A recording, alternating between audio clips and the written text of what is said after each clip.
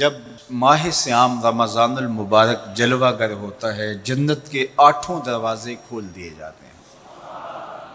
جہنم کے دروازے بند کر دیے جاتے ہیں اور شیاطین جکڑ دیے جاتے ہیں۔ اللہ جل شانہ اس موسم رحمت میں خاص عنایات اپنے بندوں پہ فرماتا ہے۔ ایک نفل ادا کرنے سے فرض ادا کرنے کا ثواب ملتا ہے اور ایک فرض ادا کرنے سے 70 فرائض ادا کرنے کا ثواب ملتا ہے۔ اسی طرح راہ خدا میں 1 روپیہ دو گے تو 70 روپے خرچ کرنے کا ثواب ملے گا۔ اسی طرح باقی نیکیاں بھی جتنی بھی ہم کرتے ہیں، وہ ایک نیکی کریں گے تو 70 گنا اجر ماہ صیام میں ہمیں نصیب ہوتا ہے۔ اس لیے اہل ایمان کا یہ طریقہ ہے کہ وہ اس مہینے میں کثرت کے ساتھ تلاوت کرتے ہیں، کیونکہ ایک مرتبہ اگر قرآن مجید پڑھ لیا تو 70 مرتبہ قرآن مجید پڑھنے کا ثواب نصیب ہوا۔ ماہ صیام میں چونکہ شیطان بندھا ہوا ہوتا ہے، تو ہم اپنے آپ کو نیکی کی طرف اگر لانا چاہیں تو اتنی رکاوٹیں نہیں ہوتی جتنی عام دنوں میں ہوتی ہیں، لیکن اس کے باوجود بہت سارے لوگ ہیں جو رات کو بڑا پکا ارادہ کر کے سوتے ہیں کہ میں صبح وقت پہ اٹھوں گا اور نوافل بھی پڑھوں گا اور نماز بھی ادا کروں گا، لیکن جب صبح ہوتی ہے تو انہیں یا تو جاگ نہیں آتی یا نیند سے بیدار ہو جاتے ہیں، بستر سے اٹھا نہیں جاتا۔ جبکہ وہی شخص انہوں نے صبح سبزی منڈی جانا ہو تو چھلانگ لگا کے اٹھتے ہیں اور سبزی منڈی پہنچتے بھی ہیں۔ سستی طبیعت کا کسل نہیں ہوتا۔ عمومی طور پہ ہم اپنے آپ کو بیمار تصور کر لیتے ہیں اور سستی اور کسل کا نام دے کر کے، بہانہ دے کر کے ہم کہتے ہیں کہ بس کیا کریں، ہم کو ارادہ کرتے ہیں روز لیکن ہم سے اٹھا نہیں جاتا، بس طبیعت اس طرح کی ہے، کسل ہے، سستی ہے۔ یہ بات ذہن میں رکھیے گا کہ ارادہ کرنے کے باوجود بھی صبح جب ہم اٹھ نہیں پاتے یا کوئی بھی نیکی کا کام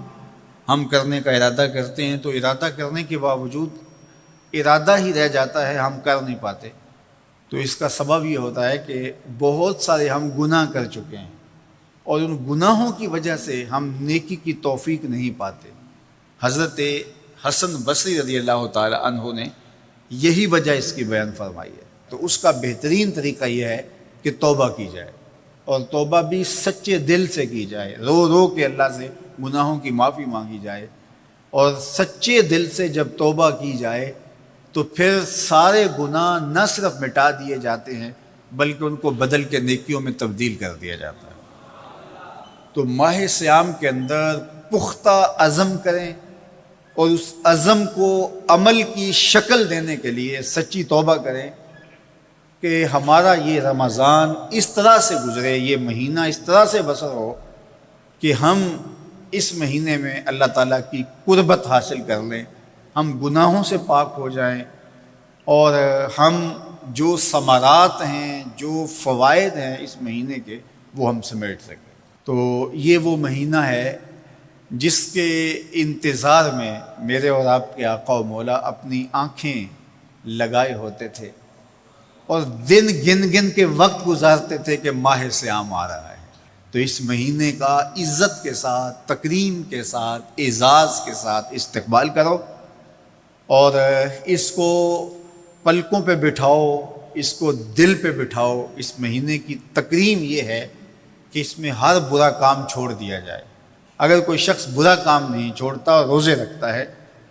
تو میرے اور آپ کے آقا و مولا کا ایک فرمان سن لیجئے، من لم یدع قول الزور والعمل بہ فلیس للہ حاجۃ فی ان یدع طعامہ و شرابہ۔ فرمایا کہ جو جھوٹ اور برے کام نہیں چھوڑتا،